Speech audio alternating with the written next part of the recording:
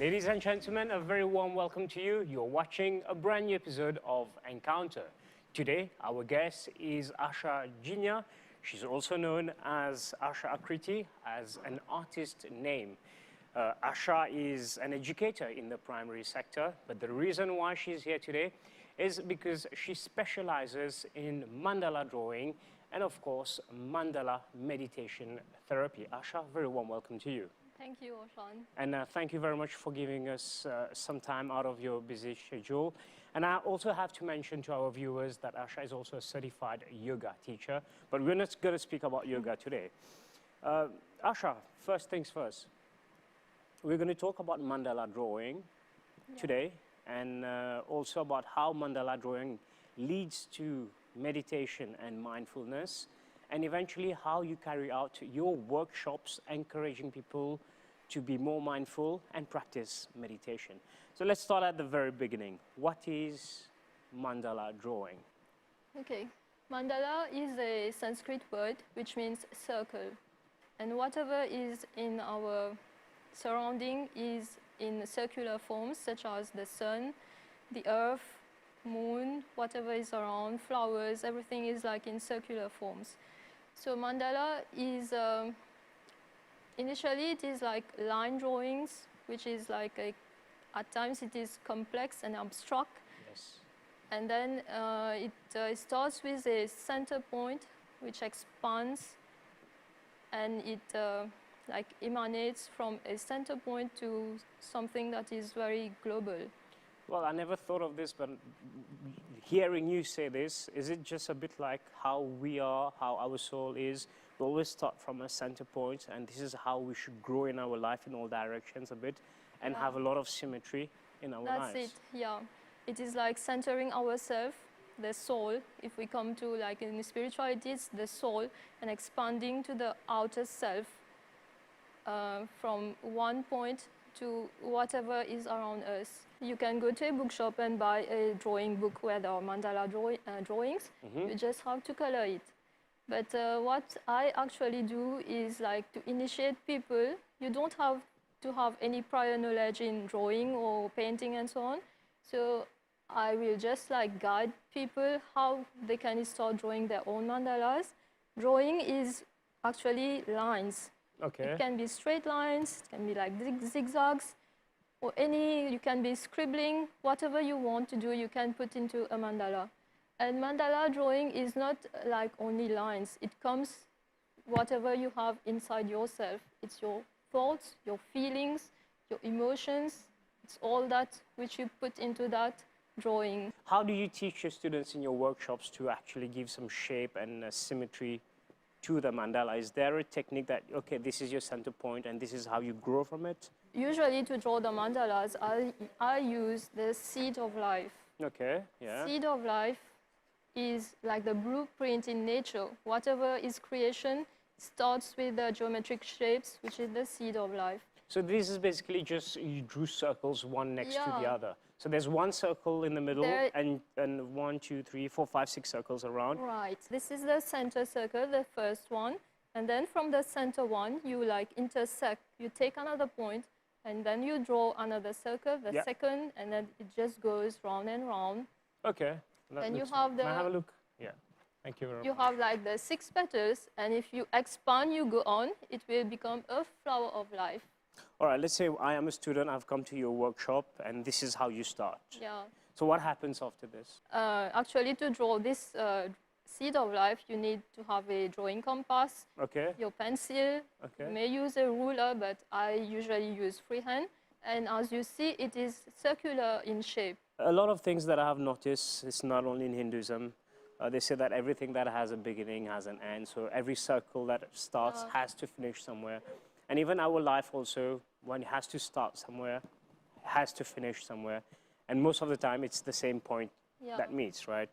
That's another discussion. But if we go deeper into that, as you're mentioning, it can be the contrary as well. It's just like the seed of life. If you take a real seed and you plant it, it grows into a tree.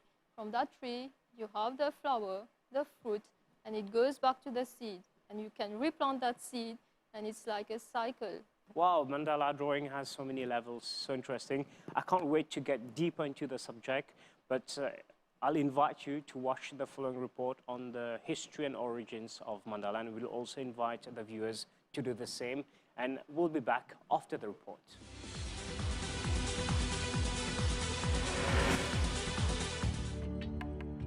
Mandala, also known as mandals, comes from an ancient Indian language called Sanskrit, meaning circle or center. It symbolizes a notion that life is never ending and how everything is connected to each other, especially the circle of life and nature. The mandala has been considered as a spiritual symbol in many religions such as Hinduism, Buddhism, and Christianity. Talking about the history of the mandala, it has been around for so long that it is hard to pinpoint the exact time. Some say the idea of the mandala was spread out when Buddhist monks traveled across Asia to spread the teachings of Gautama Buddha. Along their journey, they brought along their mandalas and taught others how to do them. The first traces of these Buddhist mandalas are dated to the 1st century BC, and it might have started even before. The first meditation mandala came around the 8th century. Buddhist monks created sand mandalas for spiritual reasons, and the mandalas were destroyed after completing their goal. In recent years, people's interest in mandalas has increased again, partly because of the Western's interest in the Eastern spirituality and culture. Nowadays, mandala designs can be found in everyday objects, such as home furniture, home decor, and it has recently become a trend as a tattoo. Once a person understands what a mandala is, it becomes easier to spot. They can be seen in dream catchers, rangoli designs, and even in nature as snowflakes and in sunflowers. The drawing of mandalas has many purposes. One of the main reasons is for meditation, as its intricate designs help with that. A mandala is pleasing to the eye. It allows a person to be lost in its details and beauty. As a result, it helps a person to get his mind off things that cause stress and negativity. Drawing mandalas can help reduce anxiety and release tension. It is a way to bring more peace, joy, and equanimity into our lives. This practice can also promote self-creativity and bring more self-awareness to one's breath and connect with the subconscious mind.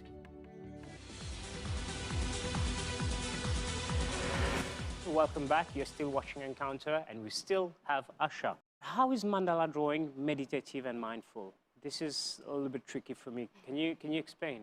Yeah, actually, like anyone can do any drawings or paintings, but to focus on mandala drawing is like you have to be in a state of mind where you are able to like be present in the moment. Mindfulness is all about being aware of your being here in the moment now, and practicing whatever you are doing, be it breathing, sitting, being conscious of everything that is around you. That is mindfulness.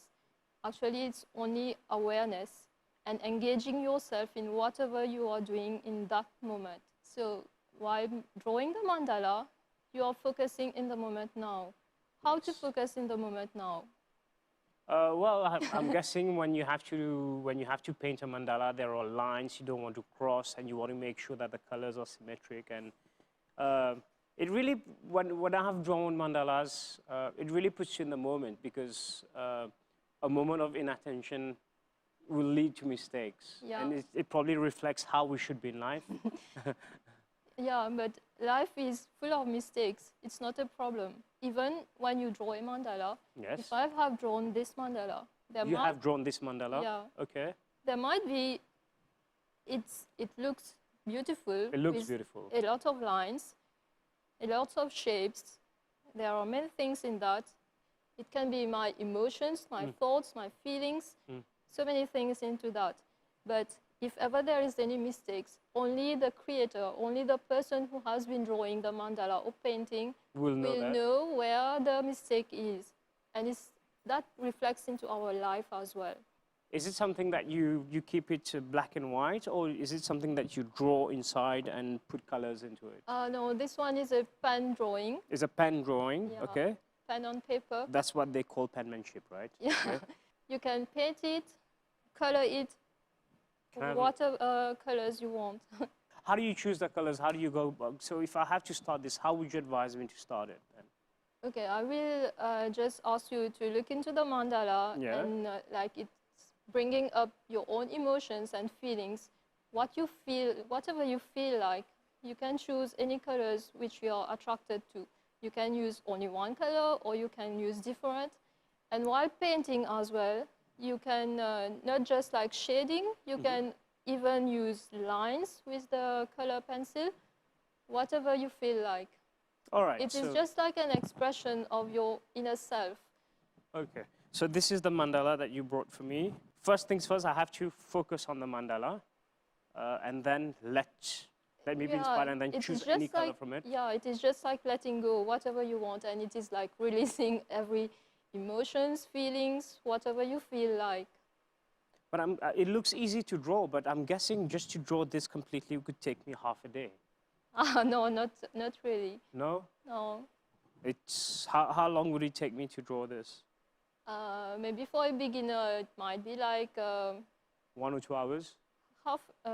Maybe yeah, 1 hour. For 1 me, hour. it will be like All right, half hour. I will try to do some drawing while I keep asking you some questions. What happens what is the process that happens when you're mandala drawing then? I'm very interested to know how, the mindfulness and meditation process into it. The mindfulness and the meditation one, it is actually, I call it the ABC of the mandala drawing. ABC? Yeah. What is ABC? A stands for awareness. Okay. Awareness is like being in the present moment. Yeah. B is for breath. Okay. Being aware of your breath. So you focus on your breath. Yeah. Okay. And drawing is actually breathing. Yeah. Your lines, if you're like in an angry mood, Yeah. you will just like scribble Yeah. fast. If you are like sad, maybe your lines will be slower. If you're joyful, you will feel that joy into the mandala. What is your motivation? Why do you teach it to other people? How did that come to you? Well, actually, Because you're an artist, I get that. yeah. But then how did you start for mandala drawing? Well, I've been drawing since childhood, and then I followed a graduation course in fine arts. Okay. So drawing has always been like natural for me. Okay. But then I focused mainly into mandala just after the confinements in 2020. Yes. Everyone was like just stuck into their houses. I didn't have much material like paints and brushes and so on. I had my paper and pen, so I started doing my mandala drawings. Okay. And that helped me like to release every stress, tension, whatever was like making me have anxieties and so on. So while doing these practices, I felt that I need to share these with other people as well. So you shared it on social media, on Facebook and all? Yeah, actually, I was doing that just by sharing my own drawings and paintings, but I didn't did it like online classes. I didn't start with the mandala. But then, when I started my yoga practices, people coming to me saying that they feel really stressed when the confinement was over. Yeah. Everything was like back to normal. Okay. So The new normal. yeah, the new normal. Yeah. When we could interact with people. Okay. I prefer to interact with people than to do online classes. Of course, of course. It's more personal. Yeah. So then when that happened, they were telling you that they were stressed. So what would you would tell them? Go draw a mandala? They came for yoga, for like to find a balance into their life. Okay. And they wanted to have meditation classes as well. Okay. So it's not, I feel it's not easy for everyone to just come, sit cross-legs and meditate. It's not easy. You can't just come and tell this person, or if you have a guided meditation and so on, people are not really focusing into their breath or whatever you're saying. There's not only one way to meditate. That's There are right. different types. Yeah. different types of meditation will adapt to different types of people. So some people like to sit, close their eyes and sit in the lotus posture. Others, I'm guessing I cannot draw this while talking to you because you really need to be in the moment to draw it. So probably I'll finish it after. I start to get why it is very important, because then when you're into this, you can't do other things. That's right. So what happened when your students started, when they were stressed? What did you tell them post-confinement? Yeah, so I started holding mandala meditation classes. The first one, when I started, I was amazed. I didn't thought that people would come to the mandala class, but I had a small session of 11 people, and it was fully booked. Wow. I was happy for that, and people needed that. They wanted to like express themselves and be surrounded with people, not be just into their houses. So probably also try to meet people. Yeah, we need to interact. I have to mention, probably you held the class in the respect of sanitary protocols. Yeah, of course. What I want to know is, you were very surprised that people responded to the mandala classes. It was not a priority to have like drawing or painting skills. So I have many people who come who don't have any notion of drawing. No. So just by giving them the tips and how to draw the mandalas, they create amazing drawings. Okay. I was astonished by whatever they create. Did you ask your students how they feel now that they practice mandala drawing and how it helps them? Yeah, of course. Actually, just after the sessions, many people say they'd never imagined they could have drawn a drawing like that. Okay. Yeah. How long is the session?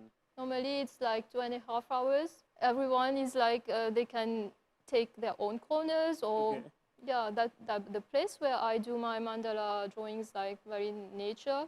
So you can go outside or you can be inside, wherever you want. You just sit quiet and peacefully, and you concentrate and focus into your mandala.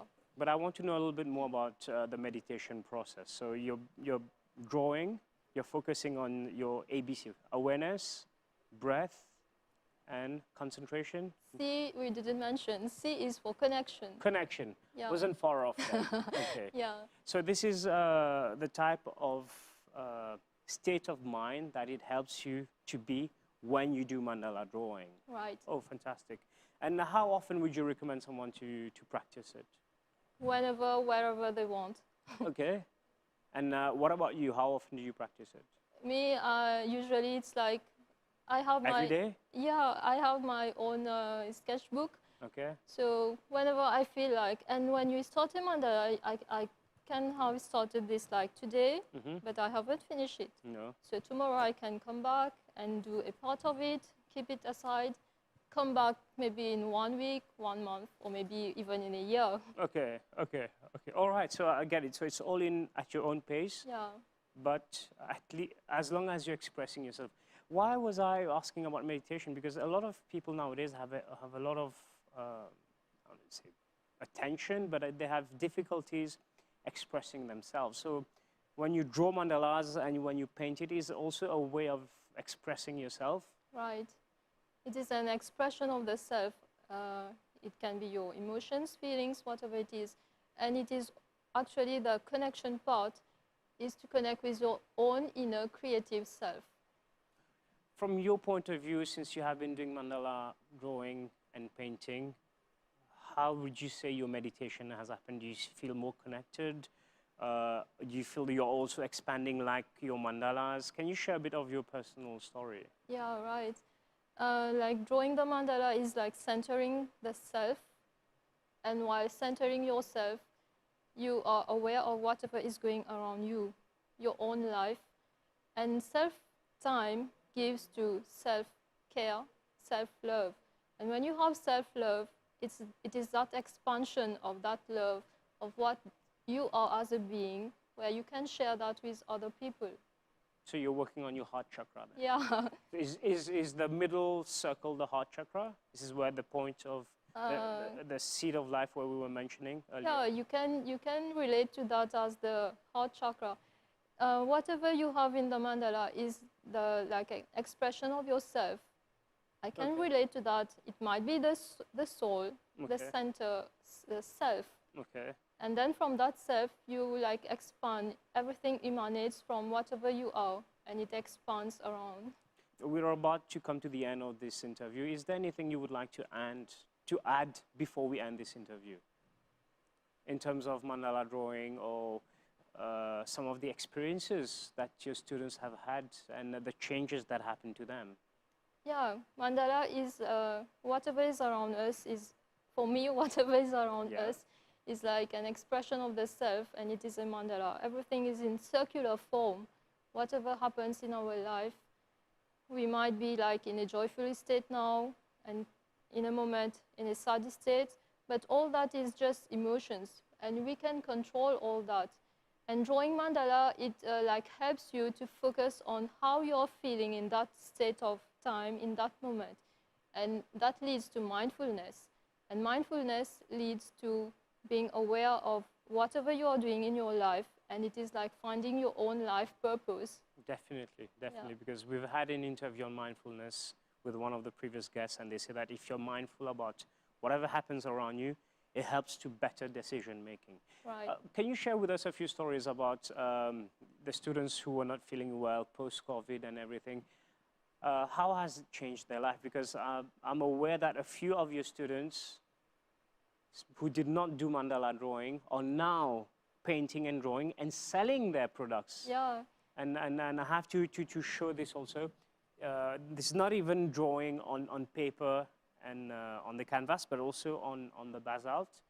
And this is also people also selling this. Yeah. Ça pose papier on the table, right? Right. So that paper doesn't fly away. But so you've had students who are also living from this, so they are selling their... Right. There are many people who are painting like on pebbles. Others are making tote bags, making print of mandala paintings on like tote bags. Yeah, yeah. And they are ecological selling that. bags. Yeah. So it is like an expression of the self. At the same time, they are like earning a living out of that. Oh, fantastic. Well, you still haven't answered me. Mentally, how has it helped your students? Because they were not in a very great shape during the confinement, and they came to you post-confinement. Did you see a change in them? Did they share how they felt and what happened? Yeah, actually, it's like releasing all those emotions and being like centered on their self. And that helped them like to release all those anxieties, whatever was like disturbing them, and to be like more joyful and practical in life, and like not focusing on whatever is negative. One of the few things that I've learned from mandala drawing is, yes, whether you are an artist or not, you're not very aware of color combinations and all. But rule number one, mandala drawing teaches you patience. And this is a great quality to develop going forward, especially if you want to grow better as a person. Yeah. Is that also something that you have noticed in the people that you have taught mandala drawing? And now they have gone on to sell their products. Do you also sell products, or are you more interested in teaching? For the moment, I'm more interested in like sharing all my experiences and teaching what I have been learning myself, and it is just like sharing my experiences. But I'm coming up with maybe a mandala drawing or coloring book. Do you think that this is something everyone should do? It's a guaranteed 100% success to release stress, mandala drawing? Yeah, for me, yeah, of course. I believe that anyone can draw or paint a mandala. While you're on a phone call, maybe if you have a pen and paper, you will be just talking and scribbling something. So it's like drawing a mandala. Okay, fair enough. And well, I wish you all the best with your workshops going forward, and keep doing a great job. Thank you. We thank you very much on behalf of the MBC. We thank you very much for coming here in the studios of the MBC and sharing your passion. And to our viewers, thank you very much for being with us. We had Asha in the studio talking about mandala drawing, meditation, and mindfulness. If you have any questions or queries on the topic or guest that was discussed, drop an email. It's encounter@mbc.itnet.mu. Until the very next program, goodbye.